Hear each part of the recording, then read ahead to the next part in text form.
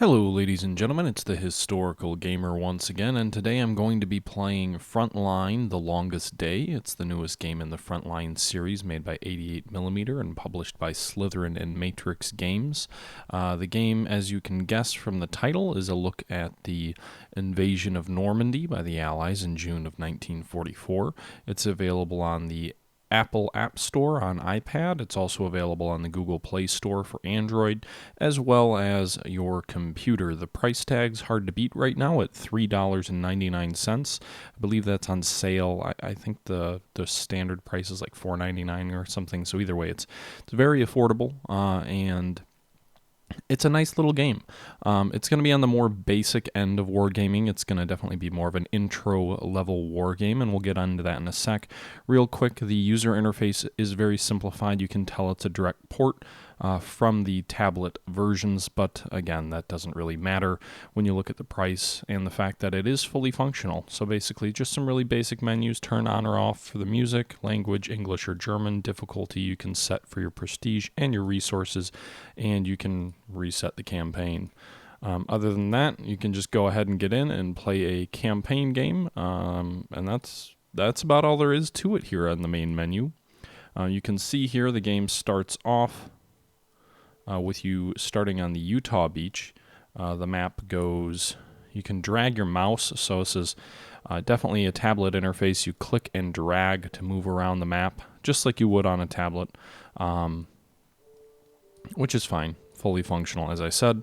You can see here that the first scenario appears to be a landing on Utah Beach, and that's where the American 4th Infantry, and I don't know what the 237th was, maybe Rangers or something or other, but maybe the battalion of the 101st, I'm not quite sure. Landing on Utah Beach, you can see Carentan is represented. You've got Pegasus Bridge, where the British famously attacked, and then you've got Caen off here. But we're starting here. The American sector is this little bubble, and we're starting with the invasion on Utah Beach. You can see here there's a carryover tracker for prestige, where right now we're at 0, but we'll go ahead and get started here. Really quick, lovely loading time. And I will say I have played it on my tablet. Originally, I was going to record this video on my Samsung Galaxy Tab 4. It runs great on that. It's a mid-range tablet that the game has no problems running on the Android side. What I will say is the issue there in having me show you footage from this was screen recording software.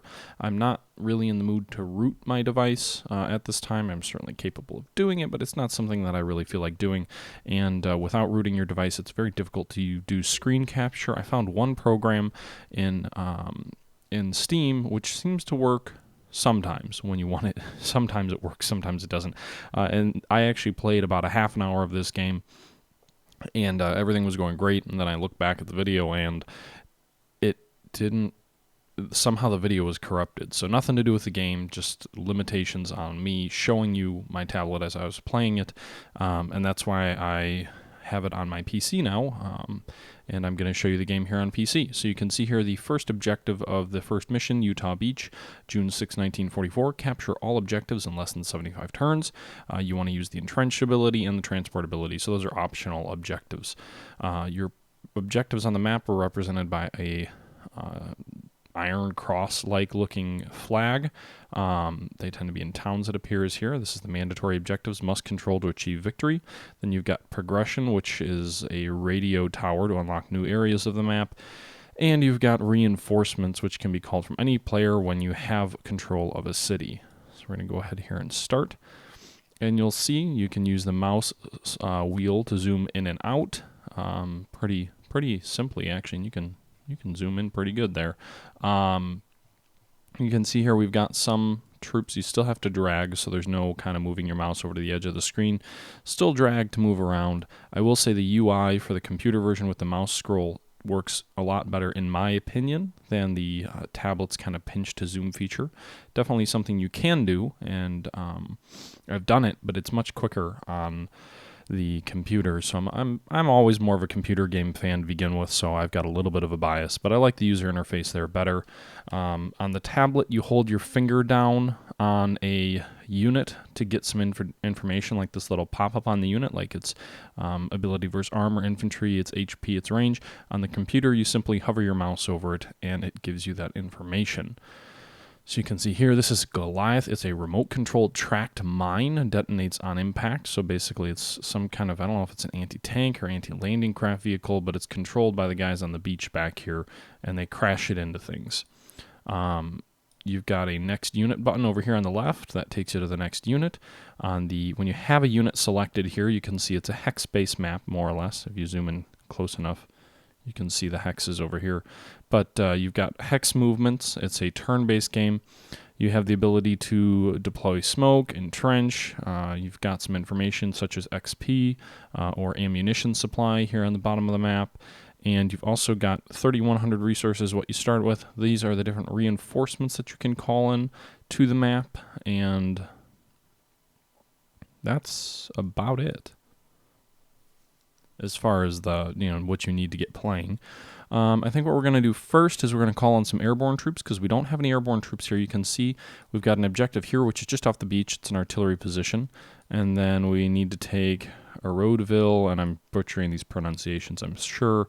Saint Mendelise, I'm not sure. I can't read the name there. It's blocked by an enemy unit. Point L'Abe and Carentan are all objectives here. Although I hope you don't have to take Carentan on day one, because they certainly didn't in real life. Anyway, so here we are. We've got some troops landed on the beach. We've got some more troops coming in on the second wave, and we've got some landing craft that have tanks on them, which are these little inflatable, I don't know if they're wood or rubber, but there are these inflatable little mini landing crafts that these sides drop down, and then your tank kind of drives off. So it's kind of a neat little thing that was developed specifically for the invasion of Normandy, I believe. But what we're going to do here first is we're going to call on some airborne. So to deploy reinforcements, you just click on them. And airborne troops can actually land anywhere on the map that has these little circles. You can drop airborne troops in. So you can see here we could drop one unit up here. What the purpose of that would be, I don't know. You can drop in some units near Moganville, or you can drop some over here. Basically, you can block the path of the enemy armor toward the beach, at least kind of on the center and south of the map. You could even drop troops on the beach. Why you'd want to waste 110 points to do that, I don't know, because you can see here it is 110 resources. It is the most expensive unit to call in. It looks like you can also call in some Malta tanks. I didn't know the U.S. had those. I thought those were strictly British, which this is Utah Beach, but I could be wrong. The Americans might have had some special utility ones. But what we are going to do is we're going to drop some troops here behind Ozaville. This is the closest town to the beach on the southern end. You can see here there's a little image of a C-47 Dakota as it brings in the troops. So we're going to go ahead and bring in 3 airborne troops on this city, mainly because you get resources when you take cities. You start off with 3,100, but you get resources when you take towns. That's going to be our best chance to take a town of the enemy. Now we drop the troops and we can't attack the city the same turn. But the game also does a good job of providing some tooltips or some advice. When I just clicked on a unit in open ground, this little pop-up comes up, shows me different combat effects, negative 25% when you're attacking through a river. You've got negative, is it 45%? When you're attacking a bridge or across a bridge. Meanwhile, plus 50% when you're entrenched, or 25% for force. So it gives you some idea of the different combat modifiers you may deal with. But since we dropped them this unit, this turn, we can't fight with them. So we brought in 3 units there. And I think the next thing I'm going to do here is I'm going to call on some airstrikes. You can see over here, airstrikes cost 100. I'm generally, I've only played this game once, and that was on my tablet, and the recording didn't work.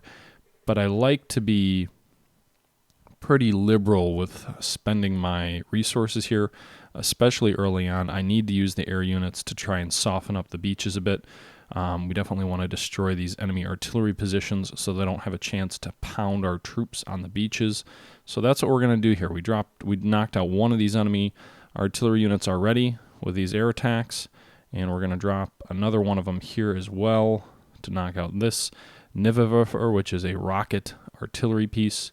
You can see there we just destroyed that. So we've used 400 resources just on that, and I think we're going to use probably another 2 or 3, whatever it takes to destroy this SF-18, which is a entrenched German field gun, which is just a little bit too close to the beach for my own liking. It doesn't seem like units take any more casualties as they get weaker, at least not to air attacks. It seems to be pretty much whatever they lose that first time is what they're going to lose every subsequent attack. So we'll go ahead and do that, and we knock out another enemy artillery piece. Basically, we're using the air units to soften up the beach by destroying all the enemy artillery that might be a threat. And there you have it. The enemy artillery is destroyed on the beach. At least anything up close. We've got an anti-tank gun further back here, some more artillery back here, and there are still some more units, more artillery piece units on the map. One other thing I like is a nice little kind of aesthetic pieces. These little maps or these little lines that show up. They look like combat plans or combat drawings that you might see on an old atlas for some kind of war game. Here you can see it almost looks like, at this time the front line was here, then it advanced to here, then there was an attack this way, that type of thing, which is really kind of neat. I like that a lot. Adds a little bit of flair to the game.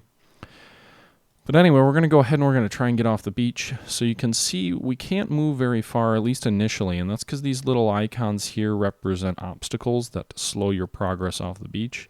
You can see there you can move and then you can attack, as we just did.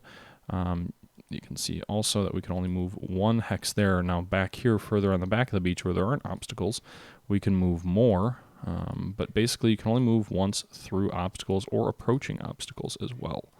Now the one thing you've got to be careful about, which we should see here shortly, is there we go, with these engineers here have landmine detectors. They're Royal Engineers, so I guess they're British on Utah Beach anyway. So it appears there's not a strict limit on having, American or British troops on the beaches per history. It's more of just kind of for flair, which is fine. Again, you've got this Royal Engineer unit here. It picks up these mines up here. It can't defuse them because they're out of range, but that's something you've got to be careful about because, yes, moving through obstacles is slow, but if you try and move through the open ground, you're liable to run over some mines, which I'm sure I will be doing before too long. And if you run over mines, well, you're going to take pretty darn heavy casualties. So we've got all the guys on the beach moved. We're going to start moving these landing craft in toward the beach, kind of Saving Private Ryan style, and get these guys onto the beach so we can start doing some damage here. I don't have the recording of the audio, but there is sound effects. I don't have it turned on right now just because sometimes it tends to drown out my own voice. But there you have it. We've moved much closer to the beach with these landing craft. We've landed some additional troops. Haven't taken any casualties yet. Meanwhile, our air attacks destroyed 3 enemy artillery emplacements, and our infantry destroyed 1 enemy Goliath anti-tank weapon, or whatever mine. Actually, I'm going to call in one more airstrike. We're going to call it in on this Goliath weapon, even though it's not as big of a threat, I don't think. I'm worried it's in range of this unit. And then the one game I played before, it took out like half of this unit's strength by hitting it. So I want to get rid of that thing. So no more of those pesky little Goliaths, and we're good to go ahead and end the turn by clicking on this little button here on the bottom right. So we're going to go to the German turn. You can see the machine gun bunker fired at this airborne unit but missed. There was a little icon on the screen saying miss. And the enemy infantry attacked that unit, and their SK whatever Puma scout car, which has like a tank gun on it, but it's like an armored personnel carrier armor, so kind of a mixture there, just attacked. So we lost 2 units in each of these 2 groups of 10. Meanwhile, the enemy lost 3 of its armored cars and 1 infantry in Ozaville. So here we are, still bringing in some troops. We got some more engineers here to try and detect mines. You can see a nice little pop-up telling us we can detect and diffuse minefields there. So we just click on it, and that mine is not disabled, but that mine is crap. You can see there, I was hoping there wouldn't be a mine here because our engineer is here, but he didn't see it. We just lost half the strength on that assault infantry unit, which is not good. So they just walked through a minefield. Lovely. I'll have to try and clear that next turn. Meanwhile, we're bringing some more troops ashore. We'll bring that supply unit ashore. So this supply truck has the ability to give reinforcements to units, and we'll probably show that off next turn here. The beach is starting to get crowded. We've got almost all of our troops ashore. We could call more reinforcements in, I believe, maybe, but we're going to wait a little bit on that. So you can see that we're moving our Army Rangers off the beach. They've got some pretty good movement. I'm going to try and stay... Ow! Again, walking over some minefields, it's really hard to avoid those darn things. That pop-up was just saying that it can resupply troops. And these guys have a transport ability where basically they're really limited in how much they can move in a given turn, but you can transport them to move them faster. So enemy machine gun bunkers stand in our way. I'm going to be a little bit gamey. Not really gamey, I mean you can do it in the game, but certainly wasn't all that historical to use air attacks on the actual bunkers on the beach, but that's what we're going to do. So damage that bunker, and what we're going to do here is we're going to start attacking this town. So we're just going to attack with all of them. By the way, before you attack, you actually get a little, it could be a little bit bigger. I guess I can zoom in a little bit to see it a little bit better. But you can get a little number here. It's kind of like Panzer Corps, and it gives you an estimate on what that attack would do. So we'd get a 1 to 3 versus this armored car, and 0 to 2 versus this infantry. So we'll just attack that infantry. Also, it gives us that benefit since we attack that 3 times in this turn. The unit becomes exhausted. The enemy unit becomes exhausted. As a result, it cannot retaliate for the remaining and next turn. So basically, it's combat ineffective because it's been attacked so many times in a short period of time. And we're just about done here. Crap, so we missed that bunker. I think we're going to haul on an airstrike against this machine gun unit, though, because I don't want that unit getting hit by 2 bunkers, or by 2 machine guns at the same time. We're not going to do much, just 1 airstrike to weaken it a bit. And there we have it. We're going to be done. We burned through about half of our resources already. So you can see there that infantry unit took a critical hit from the bunker. And the beach is going Saving Private Ryan against us right now. So we are losing some casualties, but we're also inflicting, I feel like we're inflicting more than we're suffering.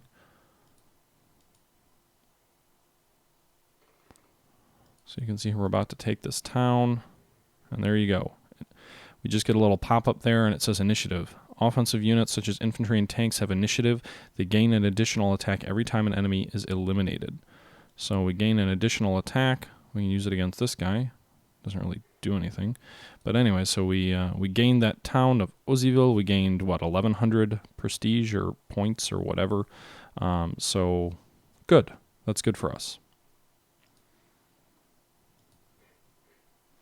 So we've got these Army Rangers are particularly good versus fixed emplacements. So we move them up here next to that bunker, and they don't quite take them out, but get it close enough so that these guys finish the deal. So we've now busted a hole through the middle of this beachhead, if you will. And now I think we're going to start moving up the flank. All right, so we're clearing our way through the minefield with these engineers. Sort of, slowly. And we're going to keep moving these away. These guys are too weak. So we can use the supply truck to reinforce some of our troops who have lost some casualties. You can see there they do lose some resources to do it. But we busted a hole through the middle here. Next big spot is this radio center and reinforcement.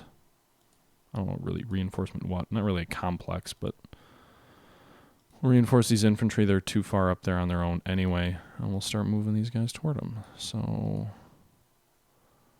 I don't know where this tank is going to go. It's kind of boxed in by this barbed wire. Anyway, so that just about does it for that turn, and we're almost back to our starting resources here. which is good.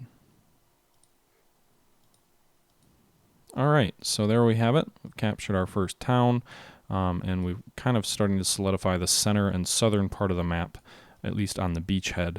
The north is a little bit stronger, a little bit tougher nut to crack. We'll deal with that here next turn as we let the enemy go. As we move into a critical hit penetrated. So combat definitely picking up here. A lot of action that turn 3 of the Germans. And I think we're going to go ahead and call an airstrike in on these guys, because one thing that it hasn't mentioned is if you have an enemy machine gun unit that's right next to an enemy bunker unit, if you attack one, the other lends support. So it basically, you have supporting fire, which makes it much more difficult for you to take out this bunker and this machine gun unit that's right next to it, or sniper, or whatever it might be. But now that we've taken that out, it should be easier. Just working on defusing some of these mines.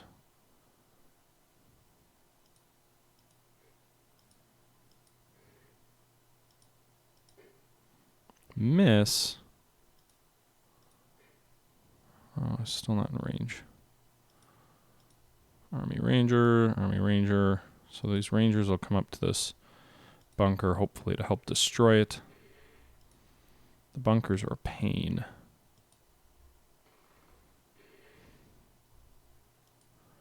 But at least it's suffering combat fatigue now.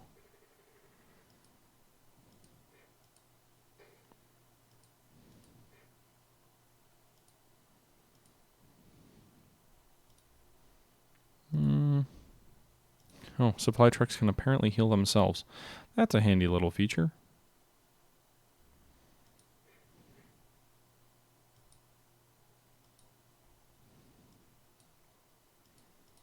Okay, gotta get these tanks off the beach. God damn it, I should have known there'd be mines there. There's mines everywhere. Anytime there's a gap, there's a fair bet you're gonna have mines to deal with. Okay, so we've taken there.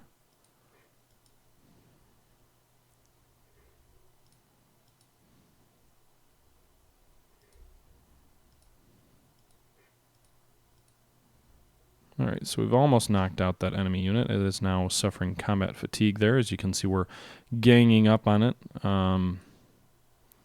Meanwhile, we've almost destroyed that bunker over there. I guess we'll move these Pioneer units over here to finish. Oh, we can't hit that bunker yet, can we? Okay, well, we're clearing up the map, and we're going to let the Germans go here. Damn bunkers. They're going to be a pain in my ass until I get rid of them. I don't know if the enemy's calling in reinforcements or not, or if it just seems like they're getting stronger and stronger as I get closer.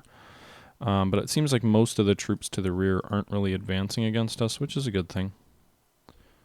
Alright, there we go. Enemy is finished off there. These guys are Army Rangers.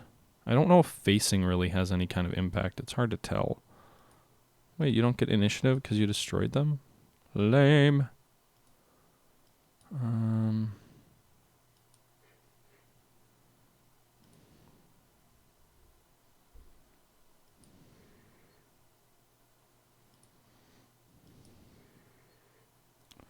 Oh, I don't want to be in range of that flak gun. I don't know if I can bomb them from the air. I don't know if it can shoot against aircraft. I don't know if there's that ability, but we'll see.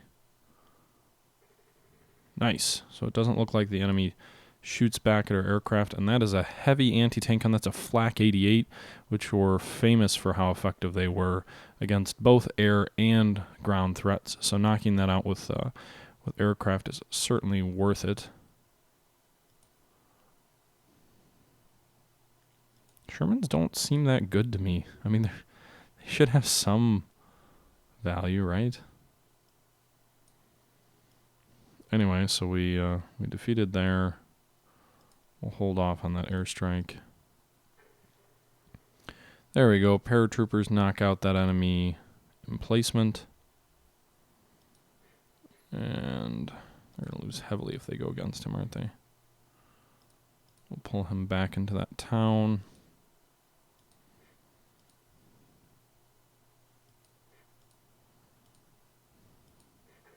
God damn it, I walked him through another minefield. Okay, so we just lost our first unit, I think. Meanwhile, we're slowly moving off the beaches. I need to clear these minefields.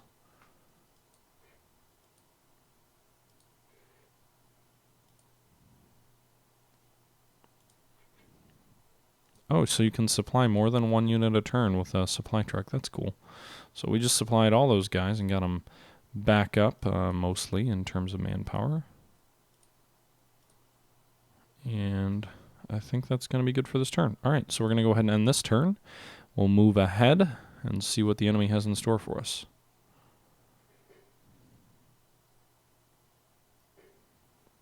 No, enemy armor.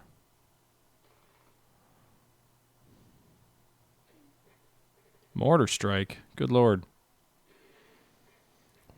Definitely some combat picking up. Looks like the enemy's moving in some reinforcements from St. Mont or whatever it is. Maybe a counterattack against our beachhead. I certainly hope not. Crud. Alright, so we're going to need to lay down the law of some airstrikes here to help. We've got a lot of guys who are near dead, so we're going to have to use a lot of resources if we want to save these units. Might actually be cheaper just to buy more, but that enemy infantry unit moved into the open, so it's kind of exposed itself. We'll take them out from the air, and then that armor unit also needs to be taken out because we don't really have anything capable of countering it anywhere nearby. So it's going to use, what, like 500 of our resources, but we're almost to getting another 1,000 back if we take this. I assume it's another 1,000 back if we take this objective here. So we should get most of what we spent back. I don't know if army units or if air units are overpowered or not, to be honest. I'm not sure. I don't know how I feel about that.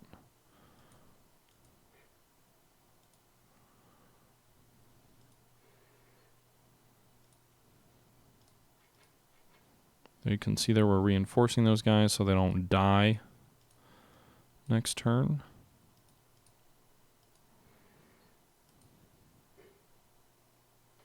Miss. Lame. Alright, so we're going to use a little bit more in the way of resources. Well, I don't know. Let's see.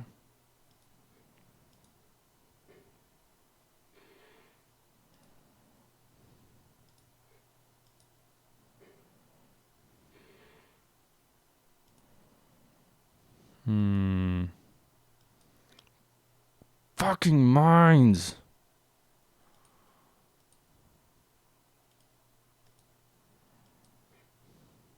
Nothing in range yet.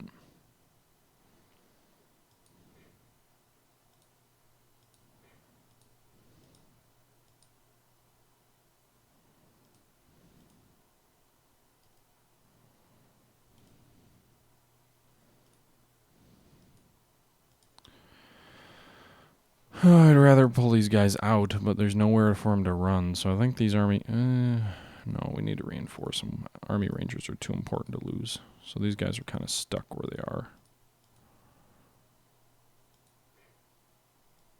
Anyway, so that's where we're at right now. I don't think we've got a whole lot else we can do. The supply truck can move, but I think we want to keep it where it is. I've gotten things packed in probably a little too tight.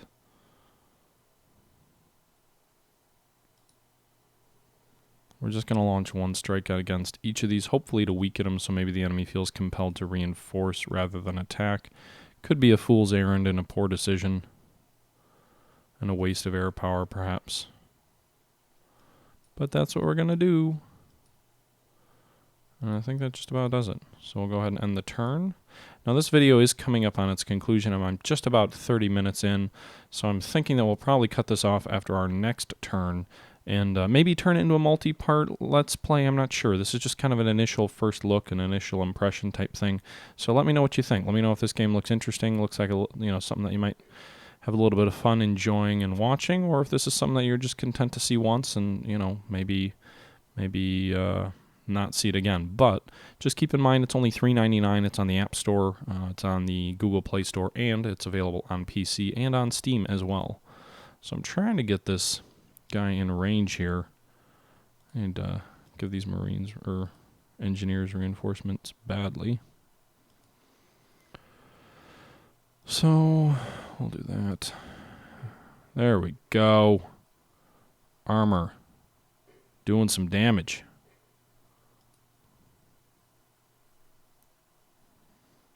It should free things up a little bit.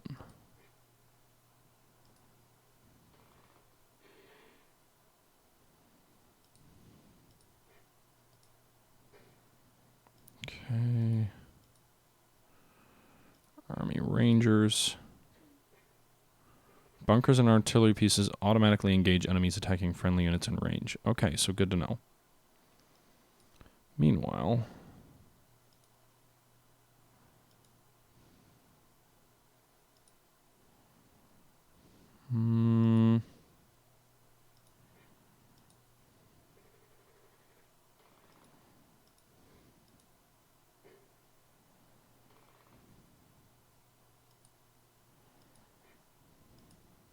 I'm clearing the beach. I'm clearing the mines after they don't really matter anymore, really.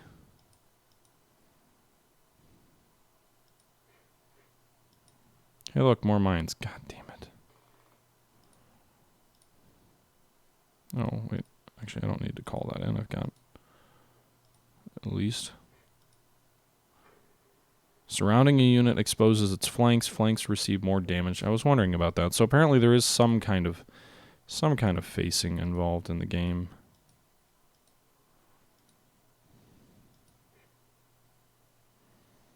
Okay, these guys look like they're elite infantry of some kind. They're Marines. Enemy Marines, apparently. The Germans have Marines. So we'll go ahead and hit them with the airstrike first, then hit them with the ground strike, and weaken them substantially. So I think we'll play one more turn. We'll end our... Okay, there we go. We can move that artillery into range and drop a mortar strike down on the enemy mortars and destroy them. So there you go. We're closing in on these two towns. Really about to have a very formidable beachhead. And this objective as well. But then we've got quite a bit of enemy armor to deal with, so I've used maybe more of my air than I should have as we move inland. But we'll go ahead and we'll play this one last turn, and then we'll go ahead and we'll cut this video off.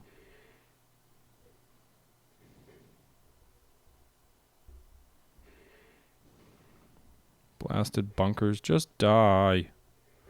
And there you go, our artillery fired in support of that armor as it was being attacked by those Germans from Saint Martin. So there, that turn is over. And our armor just took that objective. There you go. We got, looks like we got about 800 for the taking of the objective. Meanwhile, one other thing engineers tend to be good at, I believe, is attacking bunkers. Or at least they're better than regular infantry, as one would imagine. You know, they can probably drop claymore charges and other things like that.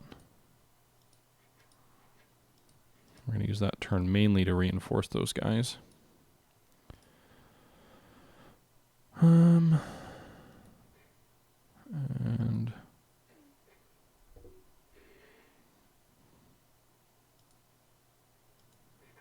God damn it, no! Another minefield.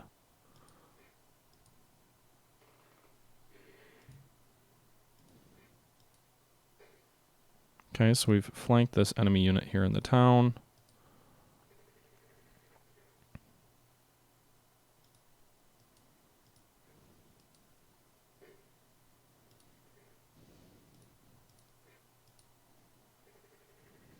Come on, I wanted to take that town this turn.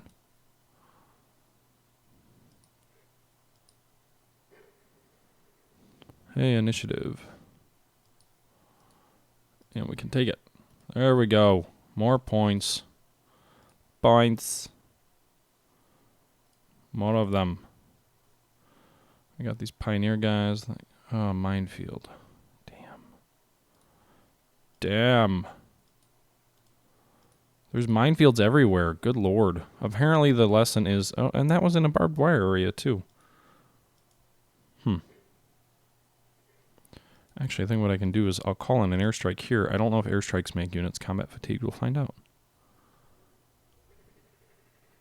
Nope, apparently they do not. Lame. But anyway, so there you have it. I think that just about does it for this turn.